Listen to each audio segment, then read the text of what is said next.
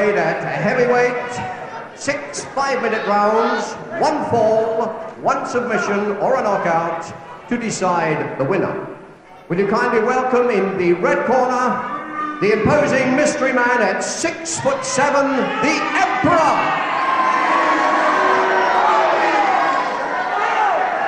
And his opponent, ladies and gentlemen, at 6'4", Kent's golden boy, Tom Tyrone.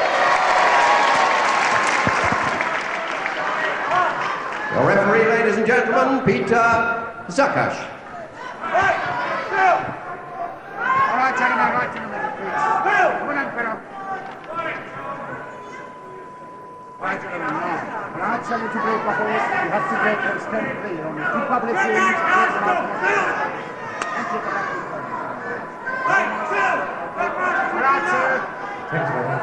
First round.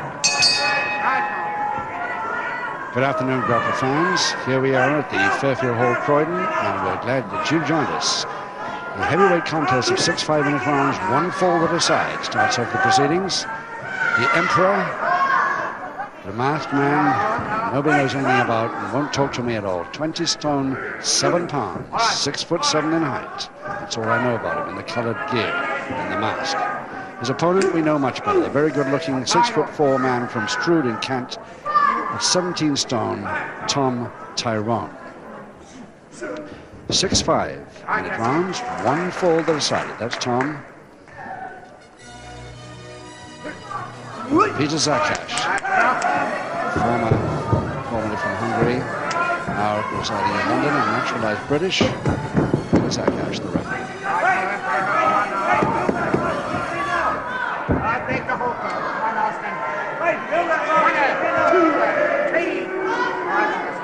Could have been the 1 fall. Remember, the first score is the one that matters here. No chance for a second. Think of this. You've got to make your mistake early and you're in trouble.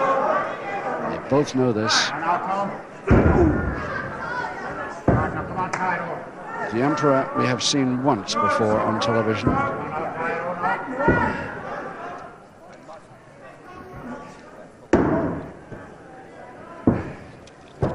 I think that was in a tag match quite a few months ago. Never really seen what potential he has. We're going to find it out against Tyrone, that's for sure.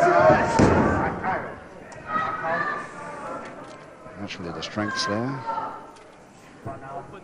Tyrone,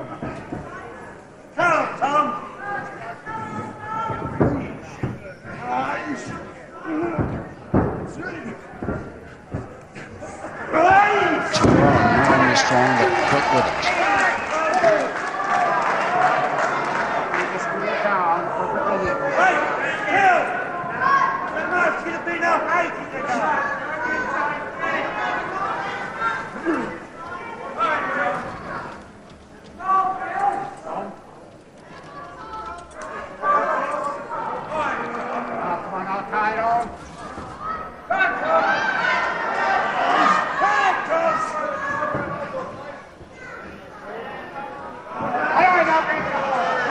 Illegal use for the ropes already.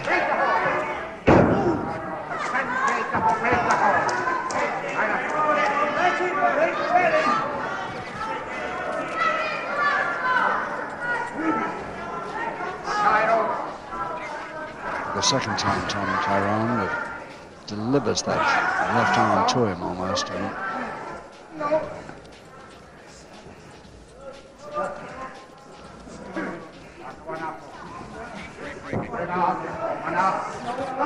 Once again, he's going to try the rope trip.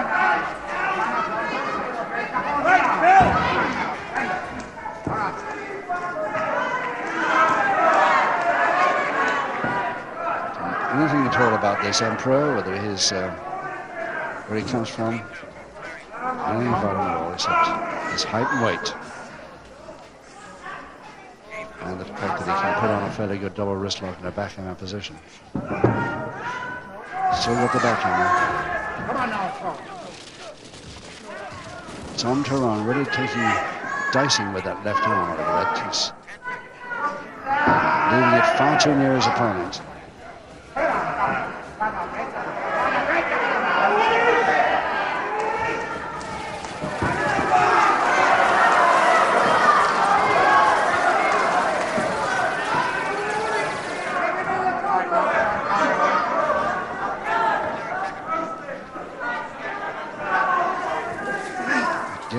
left arm was there. Full Nelson, though, the big man goes for. Seems a little curious to refer to a big man against Tom Tyrone, who's 6'4" and weighs about 17 stone.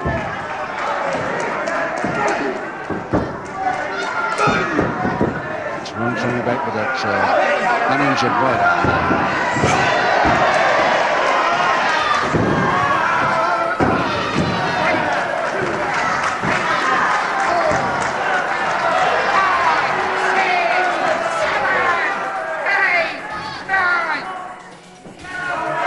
On the bell of round 1.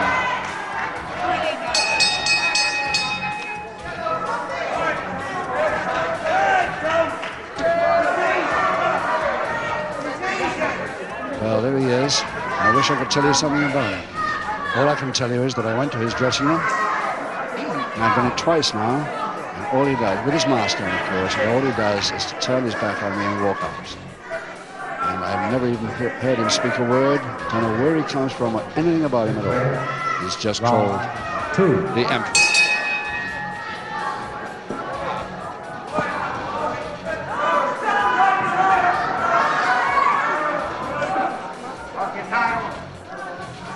Round 2. No score, of course, because this is a 1-fall contest.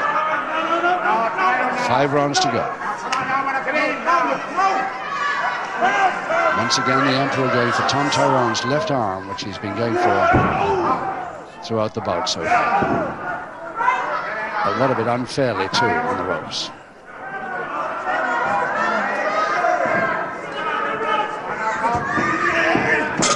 Powerful, but rather slow mover. And again, he's going for that rope trick.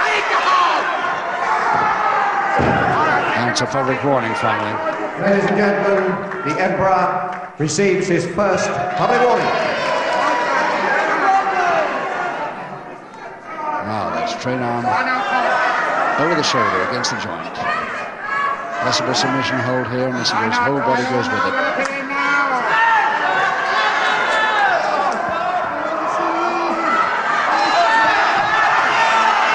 Master counter. They try to get the mask off now, Tom.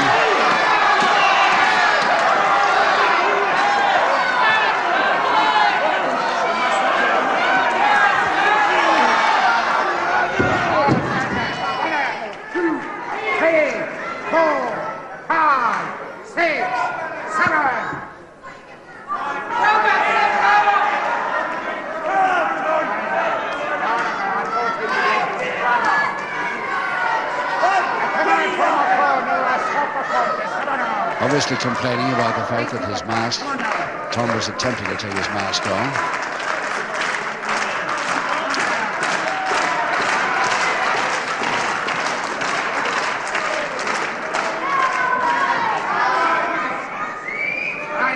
Many heavyweight wrestlers over the years have worn masks, and they generally have to submit to it being removed when they're defeated, especially in an important title contest.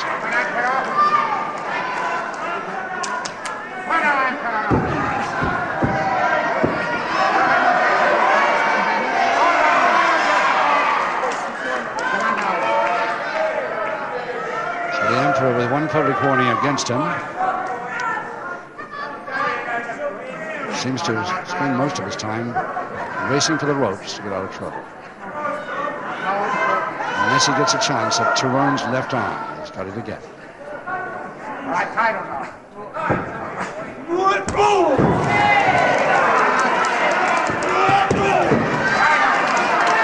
Good forearm smashes, and the third one is even better.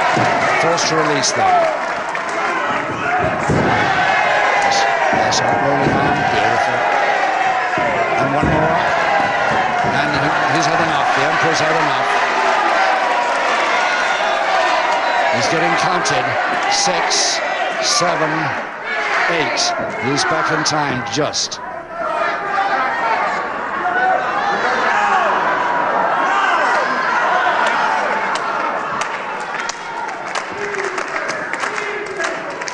The Emperor getting the slow hand clap from behind us here.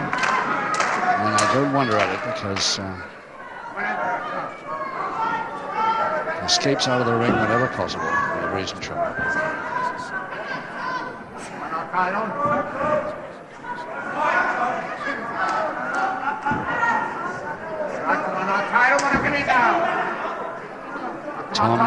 Tyrone from Stroud in Kent, trained by his father-in-law, Tug Holton. I'm sure you remember heavyweight Tug Holton. Tom turned pro in 1978. He trains now at the Bexley Fitness Centre.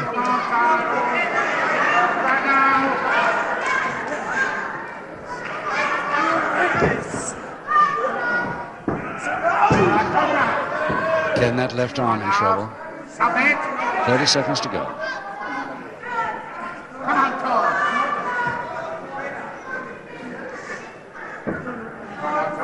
Back him in position. He cannot return with the move once you've broken.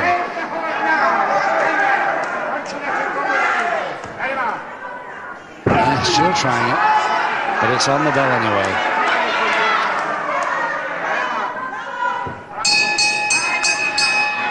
He obviously can hear the bell, but he thinks one more posting won't do any harm, and he gets his second public warning. Ladies and gentlemen, your referee has given the Emperor second and final public warning. Well, I'm going to carry this fellow there. Tom Tyrone of Stroud. Tremendous appeal for the lady grapple fans, of course, this one. Very good-looking man. Specialities to learn all holds. He hasn't really got a speciality move. But I think that he's probably going to wind up. He's got the potential to be a very fast heavyweight indeed, once he gets a little more experience. Round 3, 4 rounds to go, and no score because one fall decides this contest. The first fall is the one that matters here. The Emperor versus Tom Tyrone of Stroud Kent.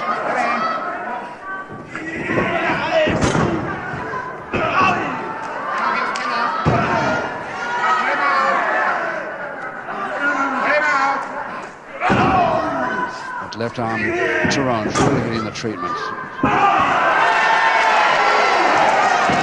forearm, it's better. Aim for the back elbow, hurt his left arm again. Tyrone in trouble from that, and of course, his opponent sees it and goes for a submission, but on the ropes.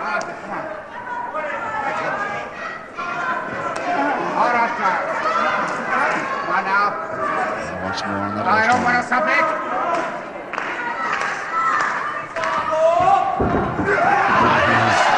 Missing by a bit.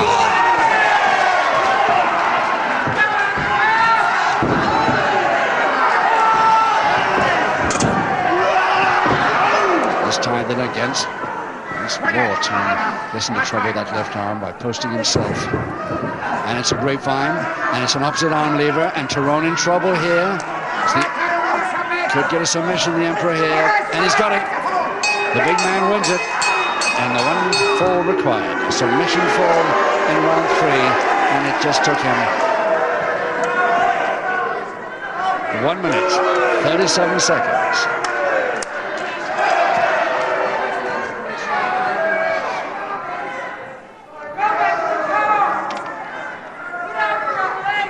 Ladies and gentlemen, your referee's decision.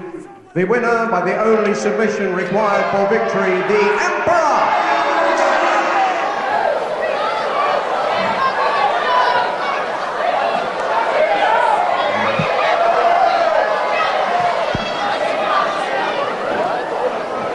Ladies and gentlemen, good afternoon and welcome to another afternoon of All-Star International Professional Wrestling presented to you by Dale Martin Promotions.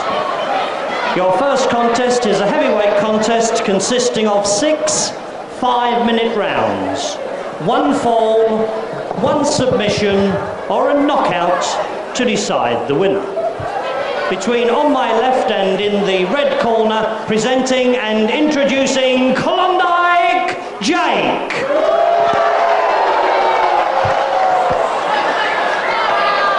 His opponent on my right and in the blue corner, the Commonwealth Heavyweight Champion from Crewe, Count Bartelli. Ladies and gentlemen, your referee for this afternoon's wrestling is Max Ward.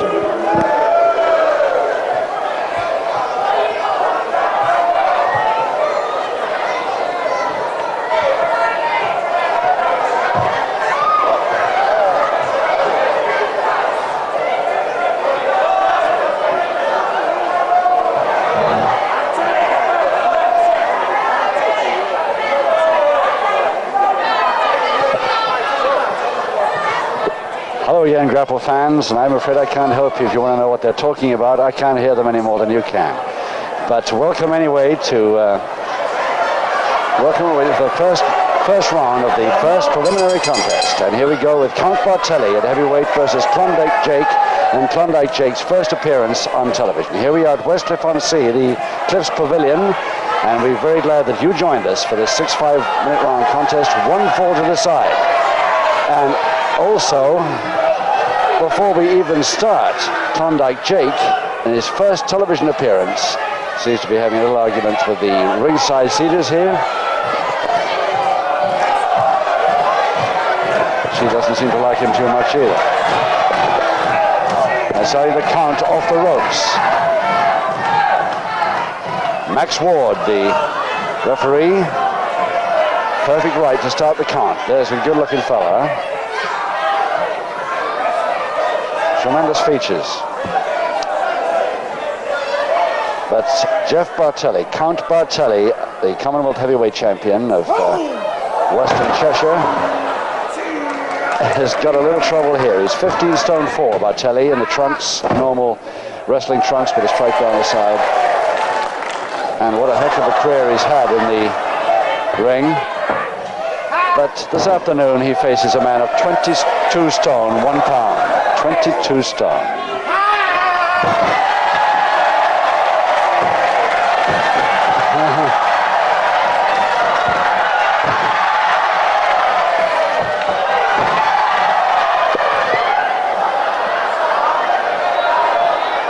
I suppose he can see Count Bartelli. Reminds me of the wild man of Borneo. He had great trouble seeing through the hair what his opponent was getting up to. Single figure interlock. Back to some freestyle wrestling holds now.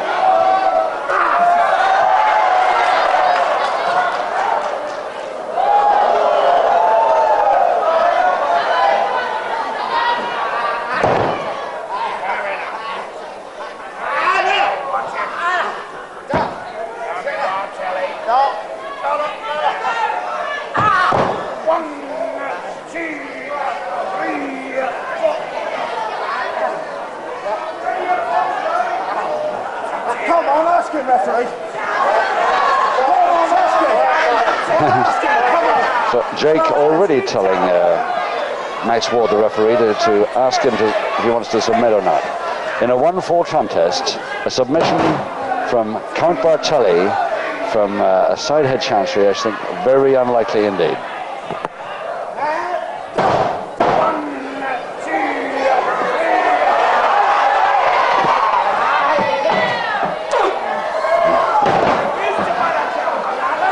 This is a pretty solid weight Bartelli was barging into then.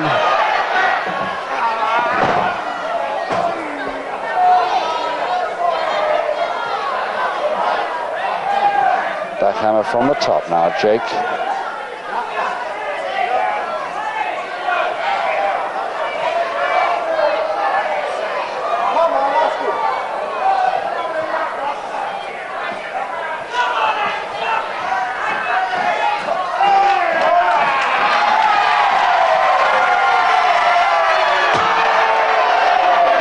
This must be a habit of Jake. When in trouble, step to the ropes.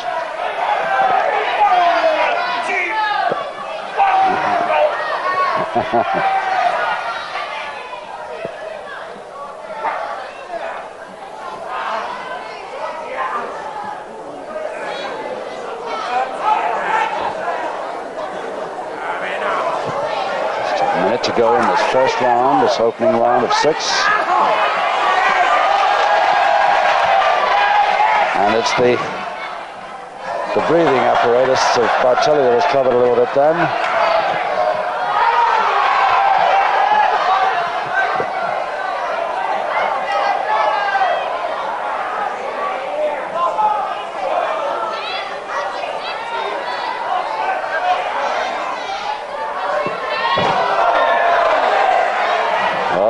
definite fist.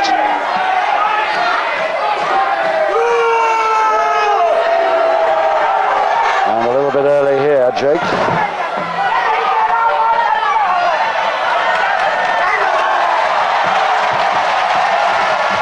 Backhanded shot to the throat with 5 seconds to go.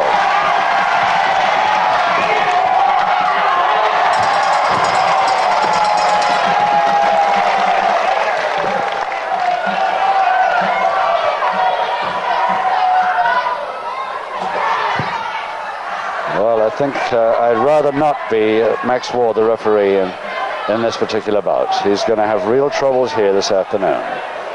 Count Bartelli, crew, quite happily continue his wrestling, but I don't think he's going to be allowed to today. Not against this big man, Jake, of 22 stone.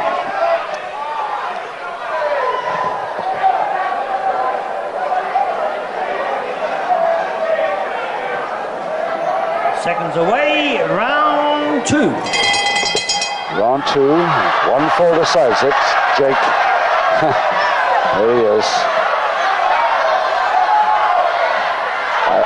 If I was Bartelli, I wouldn't go anywhere near that handshake, but we'll see what Count Bartelli decides to do. Yeah, and he shouldn't have.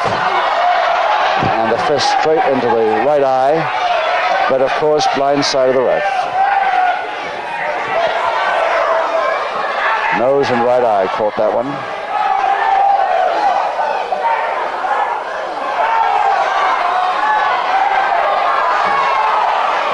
There's the forearm sliding down the face, and Bartelli's nose really pouring with blood now.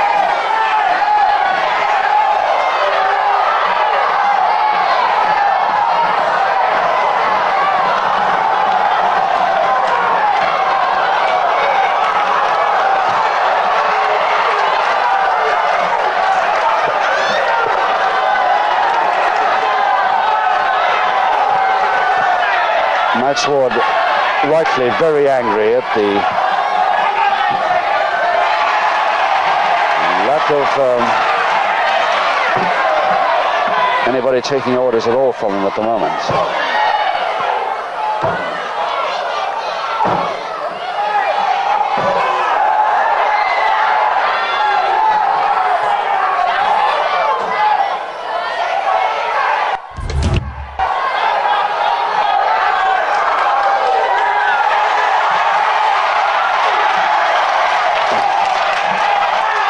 The backhanded chop is going to be useful to Bartelli today.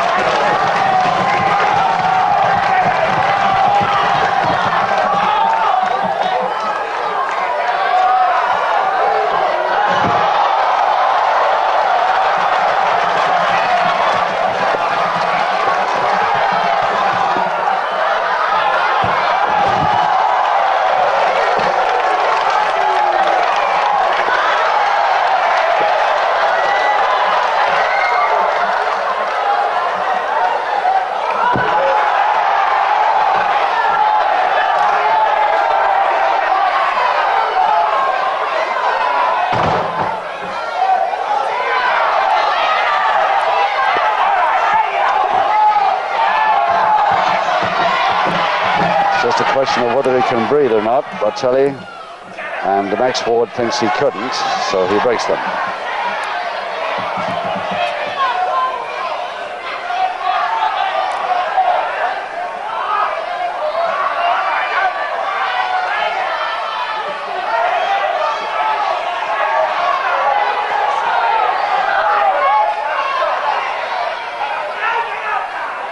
Illegal finger lock there around the ropes, but Bartelli going all the way down and not releasing the hold as he does so.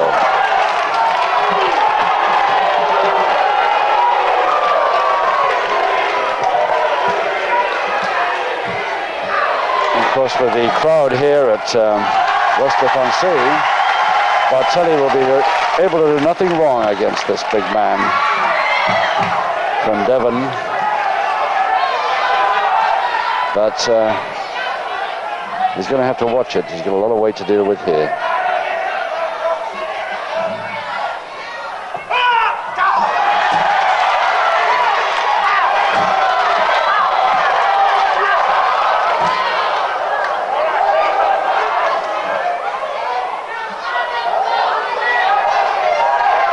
Less than a minute now in round 2.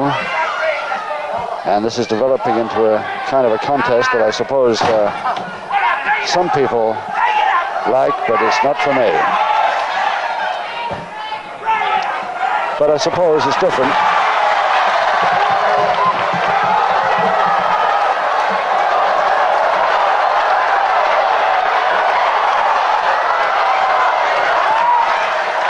Half a minute to go.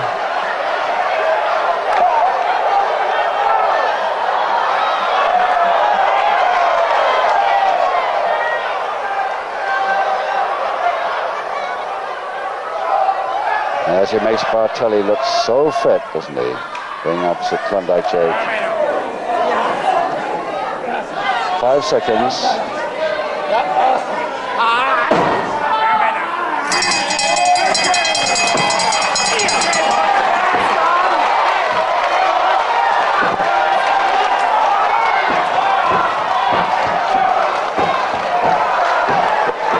Well, I don't know what Max Ward is going to do to that, because Bartelli has taken so much.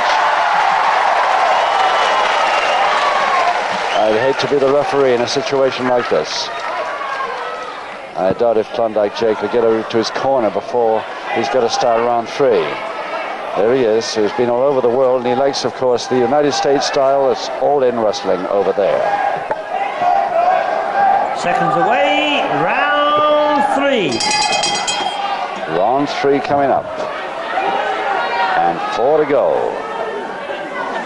And as you can see, Klondike Jake, although he has wrestled in many, many countries over the world, always says that he prefers the United States because it's the country that concentrates on the all-in style of wrestling, which is not legal over here. But Max Ward will have to be a little tough with him. And his man was down, and he's not even giving him a public warning. He's just saying that's enough. Disqualification in round 3. Instant disqualification. Jake complaining, but Max Ward Ladies and gentlemen, in round 3, Klondike Jake disqualified. Ladies and gentlemen, the winner in round 3, Count Bartelli.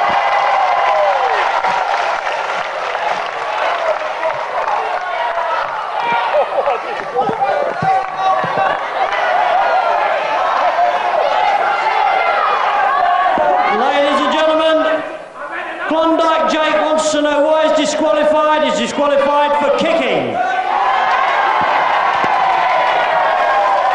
As he leaves the ring, ladies and gentlemen, Klondike Jake. Ladies and gentlemen, this is a catchweight contest. It's over 6 5-minute rounds of 2 falls, 2 submissions or knockout to decide. In the red corner, the epitome of sartorial elegance. From Hextall, let's give him a hand, Cat Weasel.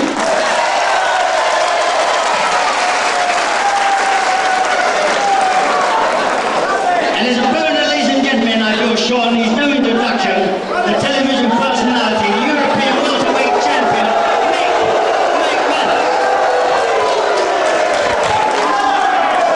So here we are, the main bout of the afternoon. 6 rounds, 5 minutes each round. 2 falls, 2 submissions, or a knockout to decide. Mick McManus, the European middleweight champion, at 12-7. Cat Weasel, his opponent, from Hexthorpe, Doncaster, at 13 stone. So the tallest and the heaviest slightly, but very little in it. Referee Joe D'Orazio with his pep talk, and any second now the bell to start round 1 of 6 rounds. First round.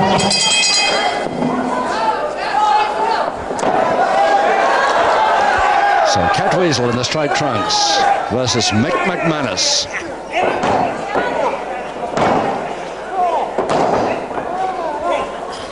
Be interesting to see if Cat Weasel starts any of his comedy tricks against McManus. McManus will really get mad early in this bout. Remember, 2 falls to decide this one.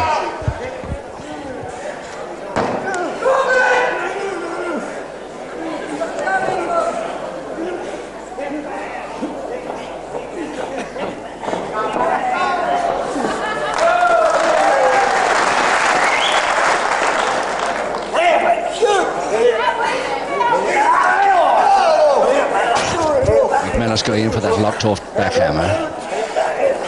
Getting his men down, but not the right way so far. Trying to turn him now by opposite arm lever. And the trunks. Until the referee came around, he was thinking of it.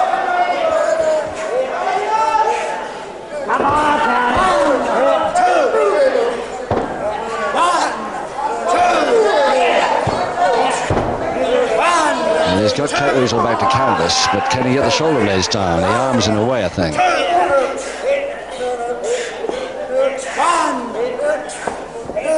His own arm was preventing it. Still the backhammer on.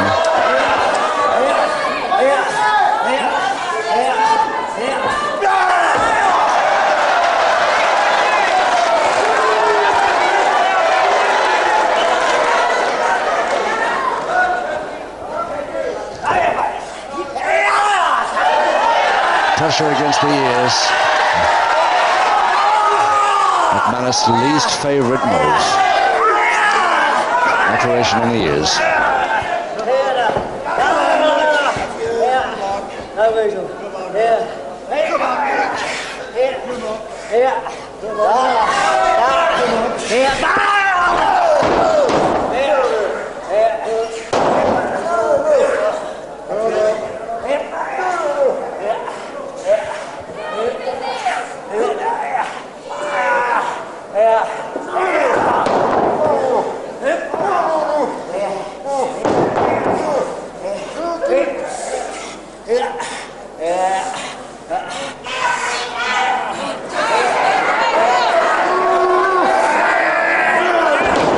Still the side headlock to McManus.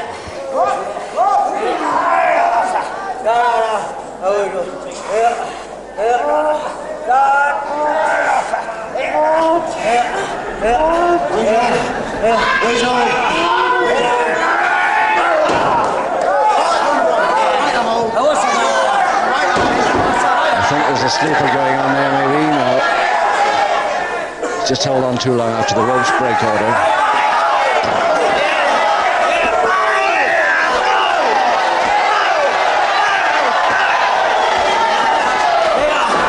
Referee shot across the ring now. Take it easy, says Joe D'Orazio. The first warning he's had to give him all the afternoon.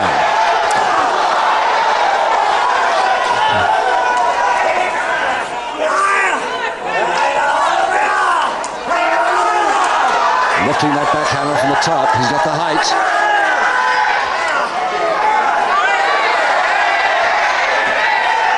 McManus forcing him back to the ropes to get the break, but he can't resist the follow-up. Only a slap, so the referee lets it go. Just 1 minute left in this first round of 6. McManus should never try those, giving away this amount of height.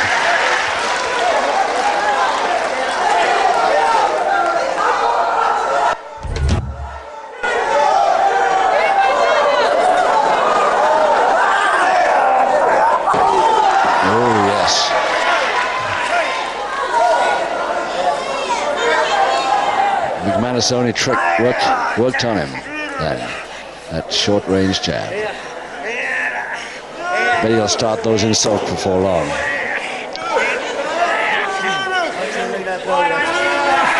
"15 seconds. That arm lever really pulled right back against the joint, but the bell could save Catweasel here.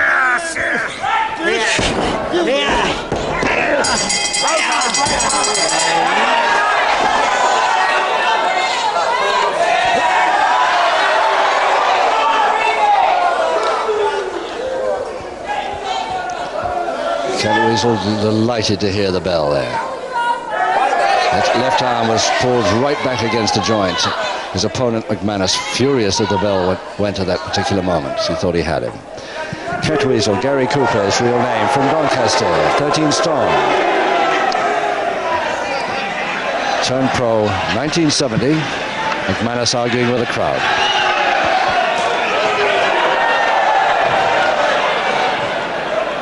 seconds out, round 2. Round 2, 5 to go, no score, 2 falls to the side. Catweasel versus Mick McManus. McManus must start the short-range jab soon, especially with the ear treatment.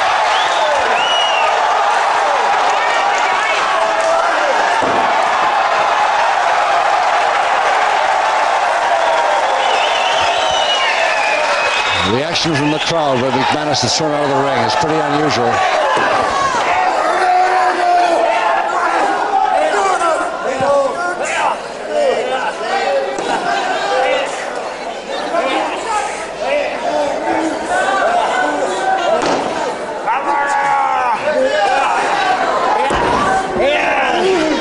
Starting with a toe and ankle before that folded leg.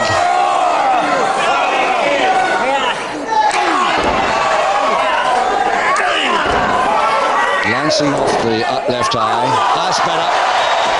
That caught him. But a little bit too early there.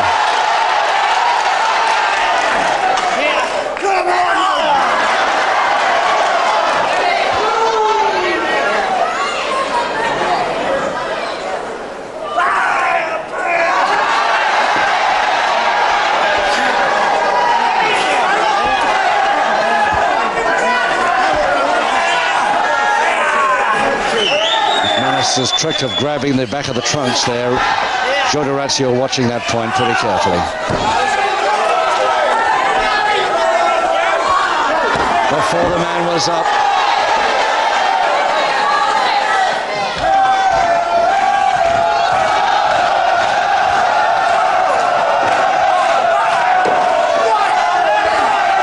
Public warning for the second one. Here, ladies and gentlemen, McManus has received his first public warning. Not so terribly unusual, of course. He nearly always lands one, if not two.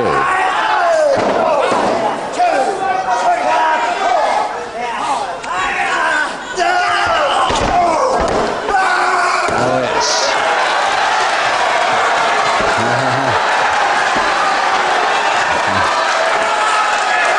And the base of the spine.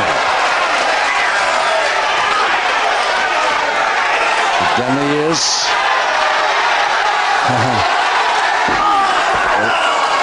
And very lucky punch that. Referee trying to cool Catweasel down a bit.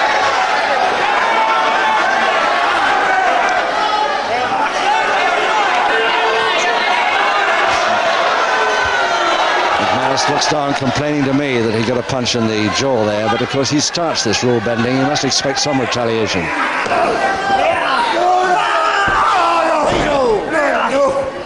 Under 2 minutes to go in the second round. McManus slows it down a bit now by grabbing that toe hold. And the folded leg of Catweasel's left, which is bandaged and obviously worrying a little bit. But again, the grabbing of the ears saves him.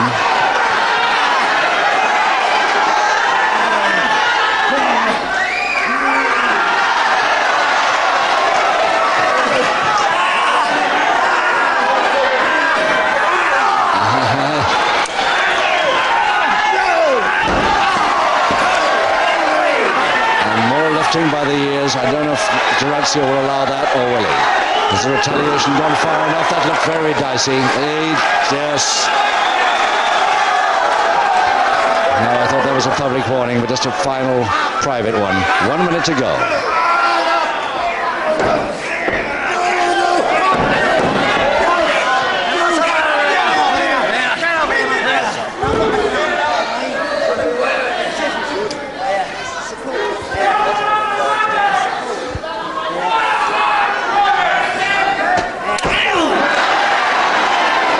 Not at all crazy about those slaps, McManus.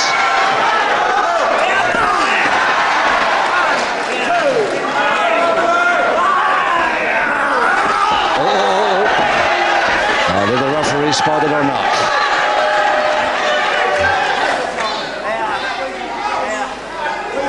Well, the referee, very suspicious, but couldn't prove it.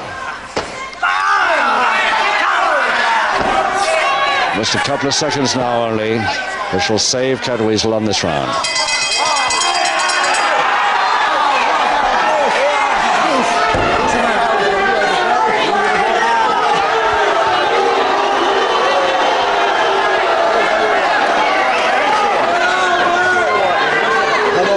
McManus holding his ears, going back to his own corner finally.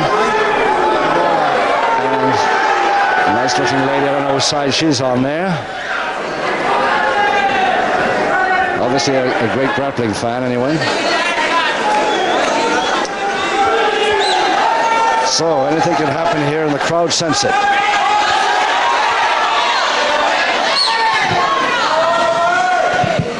Seconds out, round 3.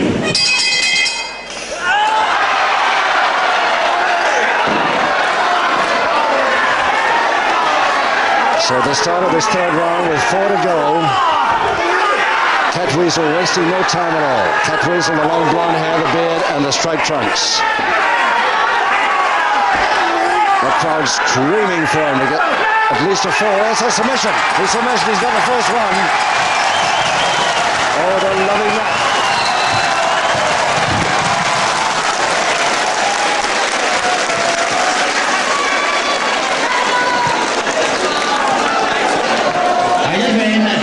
Ladies and gentlemen, in round 3, the first submission in favour, Catweasel. And it only took him 25 seconds into round 3. That's exactly what the packed crowd here at the Brent Town Hall, Wembley wanted. Now the question is, can he continue that and stay on top with the remaining 3 rounds? McManus not happy at all about his left shoulder, but he's got to go any second. Seconds out, round 4. Round 4, 3 to go. And Catweasel leading McManus, cowering in the corner there by 1 fall to 0. A submission, of course, counting as a submission 4 or 4. Now, this is where McManus brings out the big guns, the short-range jab. Yes, he's so good at that. His timing is perfection. Oh, he caught that one back on the, just below the shoulder.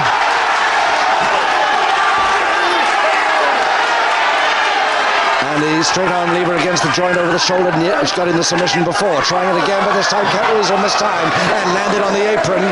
That could have been a nasty one as he held the top rope, stopping himself going out, or trying to. But he landed on the apron, and I think that could have caught his back. It's the left leg that's worrying him more than anything. That left knee that's bandaged. Getting a lot of trouble now, Catweasel. And McManus knows what to go for here.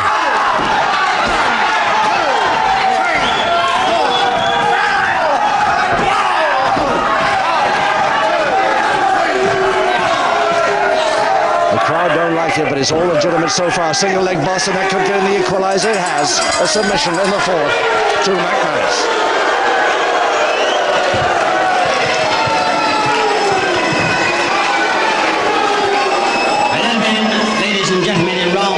Equalising submission, Mick McManus. And that took him just 1 minute, 20 seconds into the 4th round. Not quite so quick as Catweasel's in 25 in the last round, but nevertheless a fairly quick one. But 2 rounds to go. Now 1 submission each. Catweasel, I'm not sure, is going to be able to continue. The referee looks a little bit worried about it. His second certainly looks worried.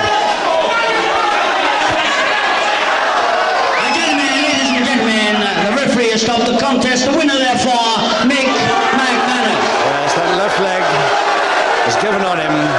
An old injury, ring injury. Catweasel's left leg's given on him. McManus seems to be complaining about something, but he's got the win, so what is he worried about? Technical knockout in the 4th.